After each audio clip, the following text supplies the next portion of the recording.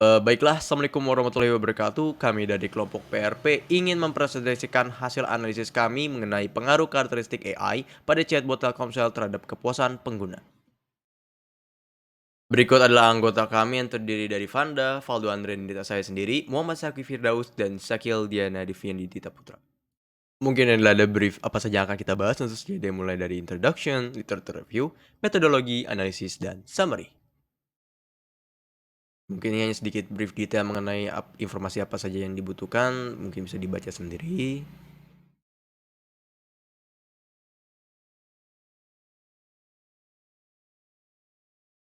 Baiklah, untuk di bagian ini mungkin kita seperti yang tahu latar belakang kami memilih analisis ini fokus terhadap AI, yang di mana AI merupakan satu bidang yang sedang naik daun, terutama sudah banyak digunakan oleh perusahaan dan individu yang alasannya karena tentu saja mampu mengolah data dalam jumlah begitu cepat, dan salah satu penerapan AI itu sendiri yaitu chatbot, yang di mana kami juga akan memfokuskan chatbot tersebut terhadap subjek utama kami yaitu Telkomsel.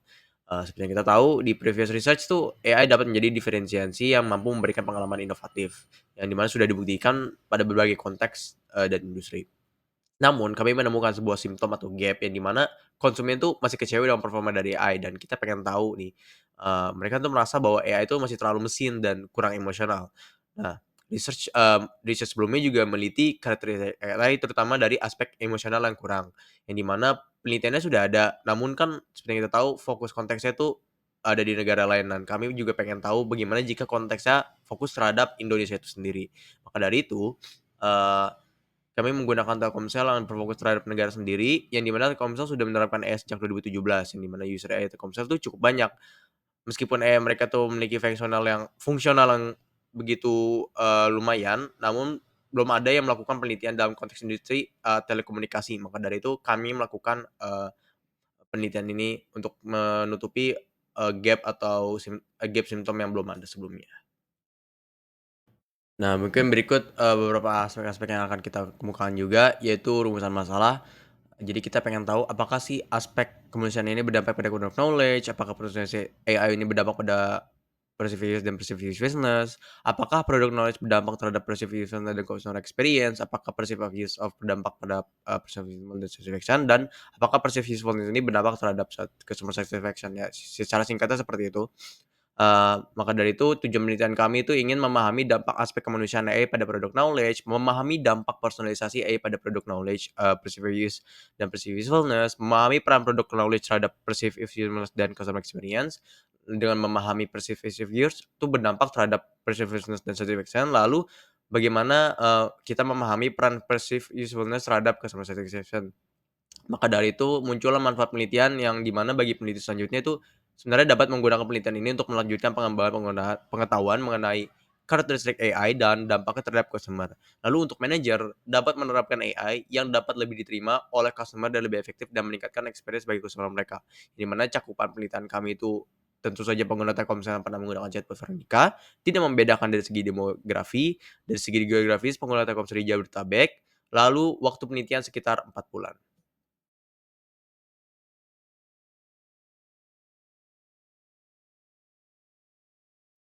Berikut tentu saja, tinjauan literasi kami yang di mana kami membahas beberapa variables. Mungkin di bagian ini 3 variabel terlebih dahulu, yaitu anthropomorphism, yang mana anthropomorphism didefinisikan sebagai sejauh mana sih pelanggan melihat robot layanan menyerupai manusia. Nah, persepsi ini muncul karena ada karakteristik manusia seperti emosional, sosial kepada agen non-manusia seperti robot dan layanan. Nah, persepsi ini dipengaruhi oleh faktor-faktor seperti desain robot dan kecenderungan pelanggan, di mana kita mengambilnya dari Apple et al. 2007. Personalization merupakan kemampuan chatbot untuk menyesuaikan layanan berdasarkan kebutuhan pengguna yang meningkatkan kepuasan dan kegarapan berdasarkan Pak et al. Yang di mana privasi menjadi perhatian sehingga keseimbangan antara personalisasi dan keamanan data sangat penting untuk dipertimbangkan. Lalu selanjutnya yang terakhir itu product knowledge. Pengetahuan produk chatbot itu berkontribusi kepada kepuasan pelanggan dengan menyediakan informasi yang akurat dan relevan, yang di mana meningkatkan kepercayaan dan pengalaman pengguna. Dan kemampuan ini memperkuat persepsi kegunaan dan efektivitas layanan. Berikut tentu saja lanjutan dari sebelumnya itu perceived usefulness, yang dimana persepsi kegunaan itu adalah keyakinan pengguna bahwa, chatbot itu akan meningkatkan kinerja mereka gitu. Chatbot yang dianggap pengguna memiliki tingkat adopsi yang lebih tinggi, meningkatkan interaksi dan kepercayaan pengguna. Lalu yang selanjutnya perceived ease of use, yang dimana persepsi kemudahan penggunaan tuh mengacu pada interaksi yang intuitif dan mudah dengan chatbot.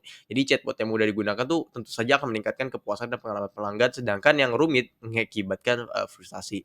Lalu yang terakhir customer satisfaction, yang dimana kepuasan pelanggan itu ditentukan oleh persepsi kegunaan, kemudahan penggunaan, dan kualitas interaksi chatbot berdasarkan ATLA 2021 dan Srinivasan 2002. Yang di mana kepuasan yang tinggi akan meningkatkan retensi pengguna dan rekomendasi layanan.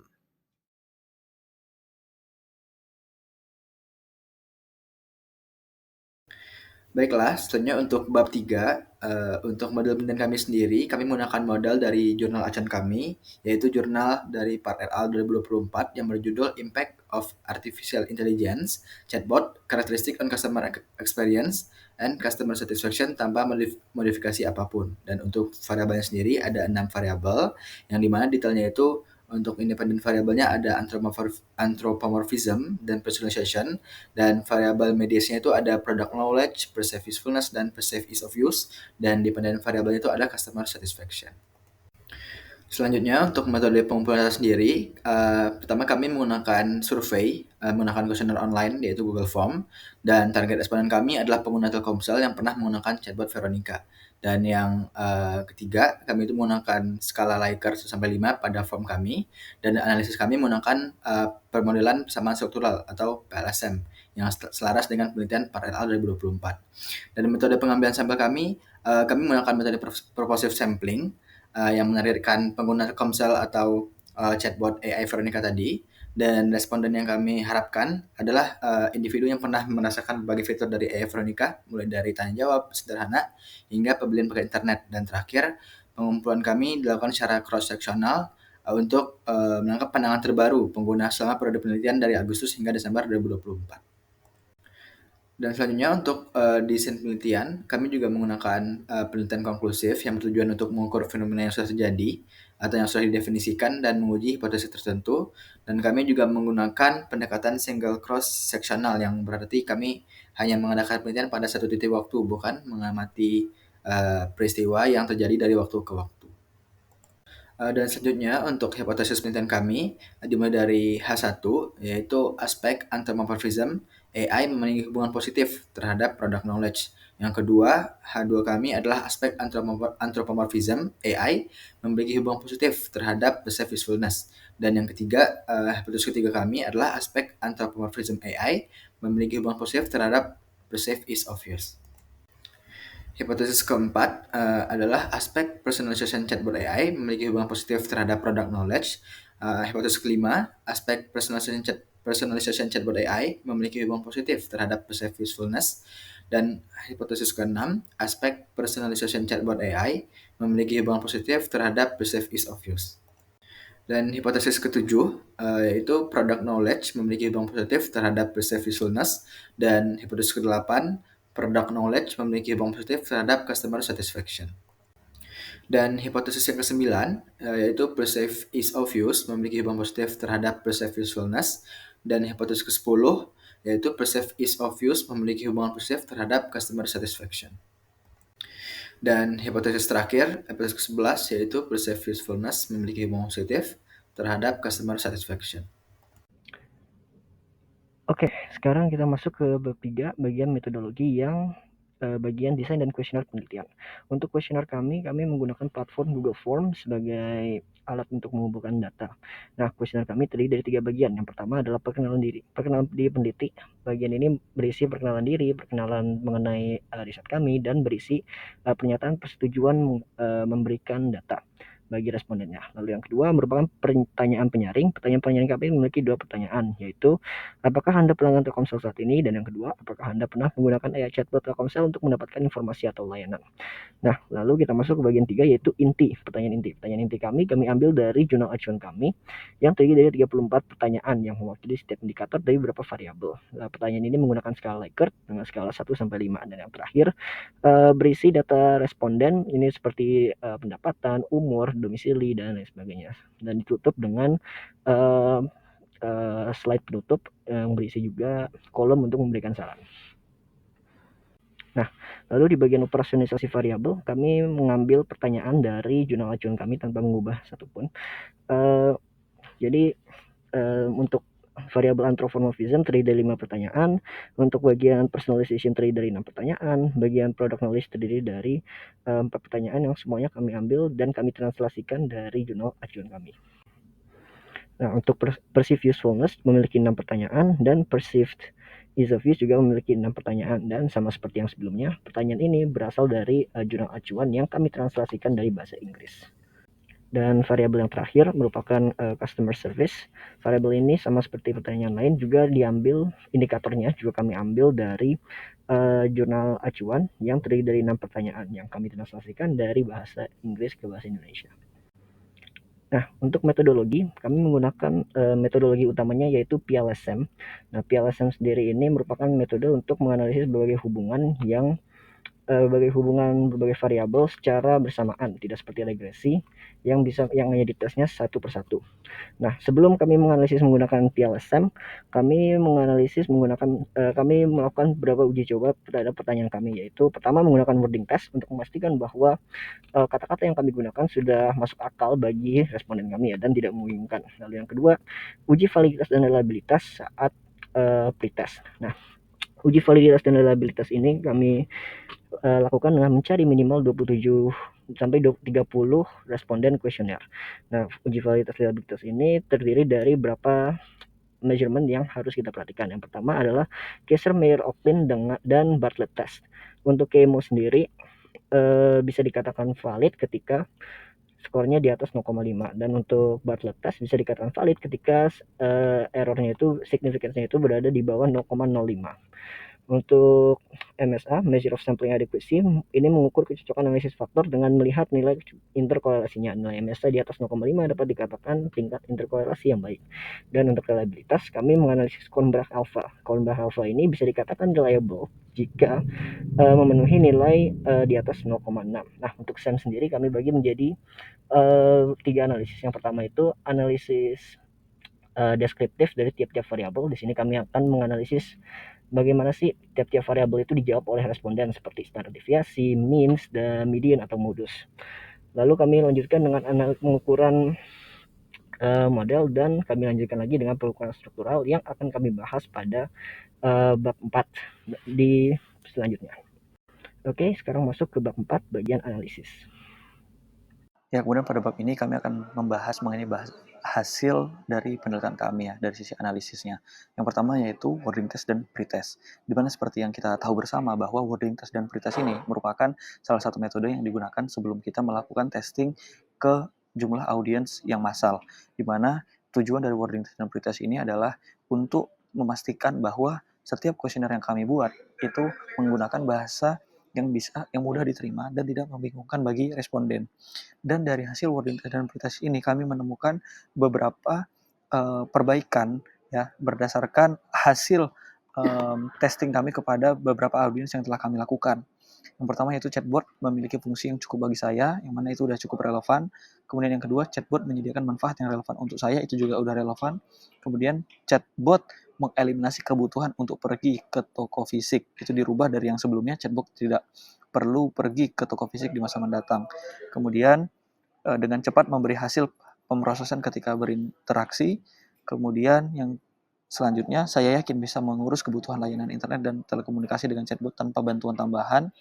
Dan terakhir, yaitu dihapus dan diganti dengan layanan internet dan telekomunikasi. Nah, kemudian berdasarkan hasil pretest validity, ya di mana dalam tes ini perlu diperlakukan value KMO sama dengan atau lebih besar daripada 0,5. Kemudian Bartlett itu lebih kecil sama dengan 0,05. Dan komponen matrix itu kecil dari 0,5.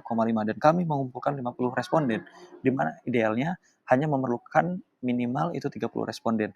Dan dari hasil seperti yang tampak di tabel, ini dapat dilihat bahwa semua indikator dan variabel itu lolos dari tes validitas, sehingga kami bisa melakukan testing untuk menyebarkan kuesioner ini ke lebih banyak orang.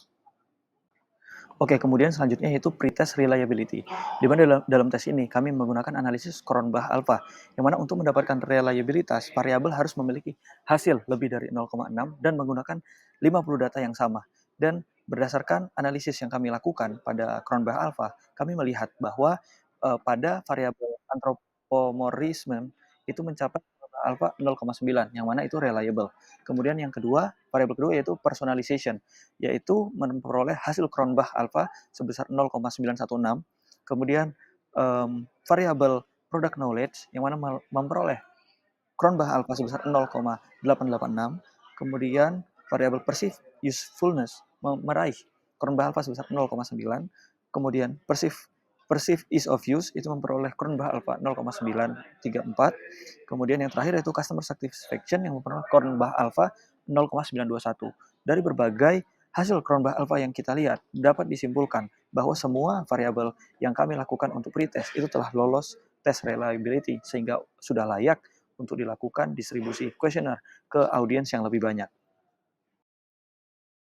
Baiklah, kami juga menemukan beberapa responden profil yang di mana pada seperti yang kami ketahui, responden kami dan jenis kelamin itu didominasi oleh pria yang di mana 52%, lalu perempuan 48%, yang di mana dalam jumlah pendapatan individu responden dengan range 5 sampai 99 juta rupiah itu merupakan salah satu individu yang menguasai di responden ini, itu sebanyak 49%, lalu diisi oleh beberapa, responden lainnya di antara di bawah 5 juta atau di atas 9,9 juta. Lalu dari domisili responden kita juga bisa melihat bahwa didominasi oleh Jakarta dan beberapa yang kurang itu di Bintaro dan Bali. Dengan, seperti yang kita tahu juga, kita juga melihat adanya pattern di umur, yang di mana dikuasai oleh pattern yang dijawab, di atas sekitar 20 sampai di atas 20, lalu tidak kurang dari 45, umur 45. Baiklah, untuk di bagian ini kita akan melakukan analisis deskriptif yang di mana saya akan berusaha untuk menginterpretasikan data dari analisis deskriptif yang kami dapatkan. Sebenarnya secara singkatnya rata-rata total kategorinya itu terdiri dari AN yaitu entrepreneurism, PR itu personalization, PK itu perceived knowledge, dan PU itu perceived usefulness, yang di mana dari entrepreneurism nilai rata-rata total ada 3,993 yang menunjukkan bahwa responden menilai chatbot itu cukup baik dalam hal yang kayak tampak hidup atau sadar seperti manusia itu. Lalu dari personalization nilai rata-rata totalnya adalah 4,022 yang menunjukkan bahwa chatbot ini dianggap menyediakan layanan yang cukup baik dalam terpersonalisasi. Lalu dari segi PK, dari perceived knowledge, nilai rata-rata total adalah 4,44 yang menunjukkan ya kepercayaan tinggi terhadap kompetensi chatbot itu sendiri. Lalu yang terakhir itu dari segi perceived usefulness yang di mana nilai rata-rata total itu 4,21 kalau kalian bisa lihat, yang menunjukkan bahwa chatbot ini dianggap bermanfaat untuk layanan internet dan telekomunikasi. Dari segi distribusi data tentu saja nilai minimum dan maksimumnya sesuai, ada yang tinggi dan rendah 1 dan 5, yang di mana total skornya itu dari 417 hingga 441. Dan seperti kita tahu kalau kita bisa lihat item PK1 itu memiliki skor tertinggi yang menunjukkan bahwasanya spek chatbot itu menyediakan informasi akurat dan layanan sesuai kebutuhan yang dianggap sangat baik. Lalu dari yang skornya terendah itu dari AN1 yaitu 817 yang di mana menunjukkan bahwa aspek chatbot tampaknya sadar seperti manusia dinilai lebih rendah dibandingkan item lainnya. Jadi kesimpulannya ya kategori PK memiliki rata-rata total yang menegaskan bahwa responden sangat percaya pada kompetensi chatbot. Lalu dari area pengembangan mungkin dari kategori AN tuh memiliki rata-rata yang cukup rendah yang menunjukkan bahwa chatbot dapat ditingkatkan lah untuk memberikan kesan lebih manusiawi dalam berinteraksi. Baiklah, sama ini juga kelanjutan dari analisis terus deskripsi sebelumnya yang di mana tadi kan kekurangan 2 item yaitu dari segi perceived ease of use, lalu dari segi customer satisfaction. Secara singkatnya dari segi perceived ease of use, nilai rata-rata total kalau kalian bisa lihat itu 4,024 yang di mana menunjukkan bahwa responden tuh merasa chatbot mempermudah layanan internet dan telekomunikasi mereka. Dari segi customer satisfaction kita bisa melihat bahwa rata-rata totalnya itu 4,37 menunjukkan kepuasan pelanggan terhadap chatbot secara keseluruhan. Secara distribusi data kita juga sudah lihat 1,5 dengan total skor dari 816 hingga 842. Nah, dengan item nilai tertinggi dan terendah itu kita bisa melihat dari segi PU dan CS6 yang di mana dari segi PU 8,39 memiliki skor tertinggi menunjukkan bahwa kemudahan penggunaan chatbot dan rekomendasi chatbot kepada orang lain dianggap paling positif oleh responden. Itu yang 2 item berbeda. Namun dari segi, nilai dari item terendah dari setiap variabel itu dari PU4 dan CS4 yang di mana, memiliki skor terendah yang menunjukkan bahwa chatbot masih bisa ditingkatkan untuk menangani layanan lebih mudah untuk menggantikan toko fisik secara, sepenuhnya gitu. Ya saya kesimpulan umumnya kategori CS itu customer satisfaction tuh memiliki rata-rata total tertinggi yang menegaskan bahwa responden merasa puas dengan pengalaman penggunaan chatbot. Mungkin di bagian area pengembangannya dalam kategori PU yang di mana skor rata-rata lebih rendah yang dibandingkan CS, terutama pada item PU4 yang berhubungan dengan usaha yang diperlukan untuk menggunakan chatbot itu sendiri. Jadi nunjukin peluang untuk membuat chatbot lebih efisien dan intuitif. Baiklah, selanjutnya kita lanjut ke main test measurement modelnya. Dimulai dari kita menguji reliabilitas atau internal consistency, yang dimana standarnya adalah nilai dari Cronbach Alpha dan composite reliability itu minimal 0,7 dan kita di sini sudah memenuhi kriteria itu semua. Baiklah, selanjutnya untuk convergent validity dan discriminant validity.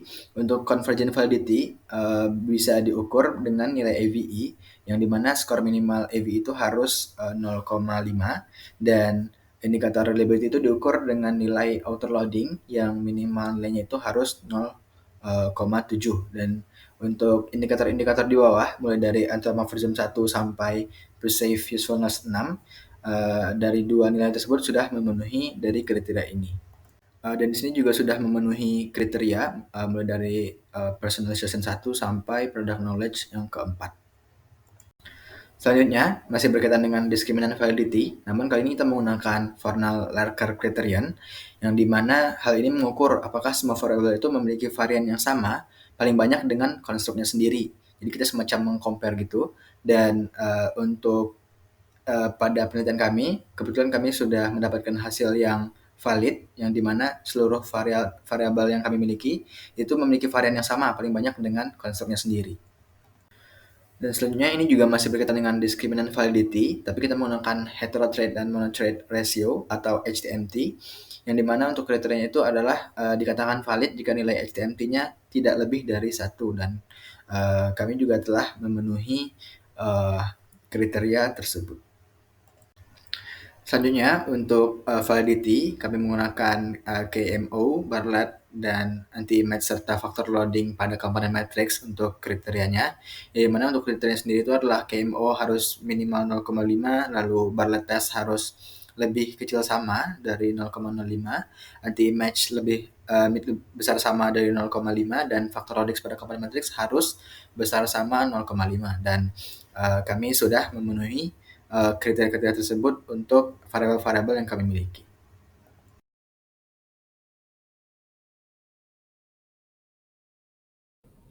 Oke, sekarang kita masuk ke bagian 4.5, pengukuran structural model. Nah, pengukuran ini kami lakukan dalam beberapa tahap. Yang pertama itu pengujian kolinearitas. Pengujian kolinearitas dapat dilihat menggunakan NRVIF yang dihasilkan dari output Smart PLS ketika kami mengolah data. Nah, kriteria yang kami incar yaitu angkanya berada di antara 0,2 sampai 0,5 karena di atas 0,5 bisa dikatakan bahwa variabel eksogen memiliki masalah kolinearitas sehingga tidak bisa dilanjutkan atau ada yang harus diubah. Nah, bisa dilihat di tabel tersebut semua nilai-nilai kami berada di antara 0,2 sampai 5, maka bisa dikatakan bahwa variabel kami itu sudah memiliki kelayakan yang baik dan dapat dikatakan bahwa variabel eksogen tidak memiliki masalah kolinearitas. Setelah itu kami lanjutkan ke pengukuran coefficient of determination atau biasa disebut sebagai R-square. Nah, R-square ini kami analisis untuk mengetahui kelayakan model struktural dengan melihat nilai dari R-square yang dihasilkan. Rule of thumb di sini adalah semakin tinggi atau mendekati 1 nilai R-square, maka semakin baik. Nah, bisa dilihat dari pengukuran R-square, bahwa R-square kami menunjukkan nilai yang hampir serupa dengan pengecualian product knowledge. Hampir semuanya memiliki nilai di atas 0,05. Memiliki tingkat akurasi di atas 0,05, maka bisa dikatakan bahwa hal ini itu cukup baik ya, termasuk yang product knowledge tadi meskipun dia di bawah 5 tapi bedanya itu cukup sedikit. Nah, meskipun gitu, dan R-square adjusted menunjukkan nilai yang lebih rendah karena nilai tersebut memperhitungkan variabel latent exogen yang tidak signifikan, so that's quite good. Dan ya, lanjut ke slide berikutnya. Nah, lalu kita lanjutkan ke pengujian predictive relevance atau biasa disebut sebagai Q-square. Nah, tes ini digunakan dengan melihat value Q-square yang dihasilkan dengan tes blindfolding yang dilakukan di Smart PLS. Tes blindfolding yang kami lakukan sendiri, kami lakukan dengan specified emission distance sebesar 7 yang merupakan default dari Smart PLS. Dalam tes ini, Q-square lebih dari 0 menunjukkan bahwa variabel endogen dapat memprediksi variabel exogen. Value ini dapat dikategorikan sebagai kecil jika berada di antara 0,02 sampai 0,15. Bisa dikategorikan sebagai menengah jika berada di antara 0,15 sampai 0,35 dan besar jika berada di antara 0,35 jika berada di atas 0,35. Maaf. Nah, dapat dilihat bahwa semua hasil Q-square kami untuk variabel exogen berada di atas 0,35 yang berarti dapat dikategorikan sebagai besar. Hal ini menunjukkan bahwa model kami memiliki predictive relevance yang bagus. Dan dilanjutkan dengan coefficient of determination atau biasa disebut pengujian F-square effect sizes. Pengukuran ini digunakan untuk melihat pengaruh antar variabel. Nilai tersebut dapat dikategorikan sebagai kecil jika berada di antara 0,02 sampai 0,15. Dikatakan menengah jika berada di antara 0,15 sampai 0,35 dan besar jika di atas 0,35. Pada pengukuran ini, idealnya F-square effect sizes masuk ke kategori kecil atau menengah karena hal itu menunjukkan bahwa jika ada variabel eksogen yang memiliki dampak substansial terhadap variabel endogen, perubahan yang dihasilkan akan kecil. Nah, dari hasil di atas bisa dilihat bahwa hampir semua berada di antara 0,02 sampai 0,05 yang bisa dikategorikan sebagai kecil. Nah, beberapa variabel yang bisa dikategorikan sebagai menengah dengan nilai antara 0,15 dan 0,35 yaitu AN terhadap PU, personalization terhadap perceived of usefulness, dan personalization terhadap product knowledge. Hal ini menunjukkan bahwa pengukuran F-square kami sudah cukup bagus.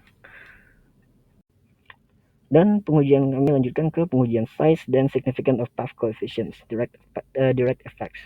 Penelitian kami menguji signifikansi menggunakan metode bootstrapping. Kami melakukan pengujian ini dengan memakai subsampel 5000 dengan nilai significance 0,05 dan tipe one tilt karena hipotesis yang kami ajukan sudah memiliki arah pengaruh. Dalam hal ini untuk menunjukkan bahwa variabel itu signifikan harus memperhatikan nilai dari t-value di mana dalam pengujian ini harus bernilai di atas lebih besar dari sama dengan 1,645 untuk hipotesis dengan arah positif dan kurang dari sama dengan minus 1,645 untuk hipotesis dengan arah negatif. Kami akan menggunakan yang hipotesis arah positif karena hipotesis kami semuanya merupakan positif. Nah, hasil dari pengujian bisa dilihat di tabel yang di sini. Nah, dapat dilihat bahwa dari hasil di atas bahwa semua hubungan langsung merupakan signifikan dengan p-value di bawah 0,05. Nomor nilai terbesar didapatkan oleh hubungan antara perceived ease of use dan dengan perceived usefulness. Dari hasil tersebut dapat dilihat bahwa path coefficient yang digambarkan dengan original sample terbesar didapatkan oleh anthropomorphism dengan perceived ease of use dengan nilai 0,444, diikuti oleh personalization terhadap product knowledge dengan nilai 0,433 dan personalization terhadap perceived usefulness dengan nilai 0,377. Nah, untuk hasil t-value dapat dilihat di slide berikutnya. Nah, lanjut ke hasil t-value. T-value tadi sebenarnya bisa dilihat di tabel yang di slide sebelumnya di kolom t-statistik. Tapi kami di sini kami juga gambarkan pada hasil diagram di sini. Pada diagram di sebelah yang menunjukkan model kami dengan t-value dari masing-masing. Nah, dari hasil t-value tersebut dapat dilihat bahwa hubungan paling besar itu terjadi di antara anthropomorphism dengan perceived ease of use, diikuti oleh personalization dan product knowledge, serta yang ketiga itu diikuti oleh personalization dan perceived ease of use. Dari hasil ini bisa dilihat hubungan-hubungan tersebut memiliki hubungan yang positif di atas 1,64, memiliki t-value di atas lebih besar dari sama dengan 1,645 yang berarti hubungan ini signifikan dan memiliki arah yang positif sehingga sesuai dengan hipotesis kami yang akan dibahas di slide berikutnya. Baiklah, di bagian ini merupakan hasil hipotesis kami yang sudah kami temukan dari beberapa hasil kalkulasi sebelumnya yang dikemukakan menggunakan tabel. Jadi secara singkatnya kita bisa melihat ada beberapa variabel penting yaitu t-value, p-value. Nah, t-value dan p-value ini apa? Secara singkatnya t-value itu menjelaskan mengenai mengukur seberapa besar sih hubungan antara variabel independen, misalnya kan kita lihat antagonism, dan variabel dependen misalnya product knowledge. Maka dari itu semakin besar nilai dari T-value, entah itu positif atau negatif, maka semakin kuat hubungan tersebut. Nah, biasanya nilai T-value itu yang lebih besar dari 1,96 kurang kurang lebih seperti itu, yang nunjukin hubungan yang signifikan pada tingkat kepercayaan 95% lah. Lalu dari segi P-value itu mengukur probabilitas bahwa hasil yang diperoleh itu terjadi secara kebetulan. Maka dari itu jika P-value-nya itu kurang dari 0,05, maka hubungan antara variabel itu dianggap signifikan. Dengan kata lain, hipotesisnya tidak ditolak. Namun jika p-value-nya itu lebih dari 0,05, maka hubungan tidak signifikan yang di mana hipotesisnya ditolak.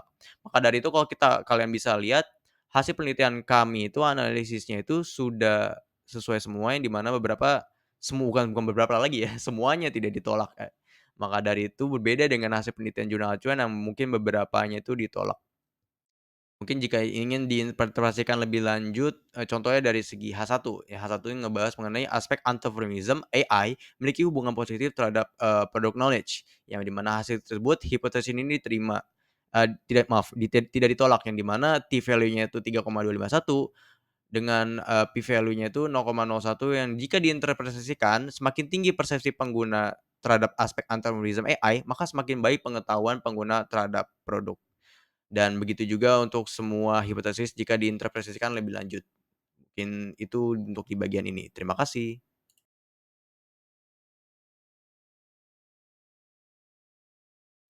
Ya baik, selanjutnya yaitu kesimpulan dari riset yang kami lakukan. Yang pertama yaitu bahwasanya dampak anthroposism AI menunjukkan bahwa desain chatbot yang menyerupai manusia membantu meningkatkan pemahaman pengguna, mempermudah interaksi dan memberikan persepsi kegunaan yang lebih tinggi. Kemudian yang kedua, personalisasi artificial intelligence ini berdampak positif terhadap product knowledge, yaitu personalisasi itu memungkinkan chatbot untuk memberikan layanan yang relevan dengan kebutuhan pengguna sehingga meningkatkan pengalaman pengguna secara keseluruhan. Kemudian yang ketiga, yaitu product knowledge memiliki hubungan signifikan dengan perceived usefulness, yang mana pemahaman produk yang baik pada AI itu memperkuat kepercayaan pengguna terhadap layanan dan meningkatkan kepuasan mereka.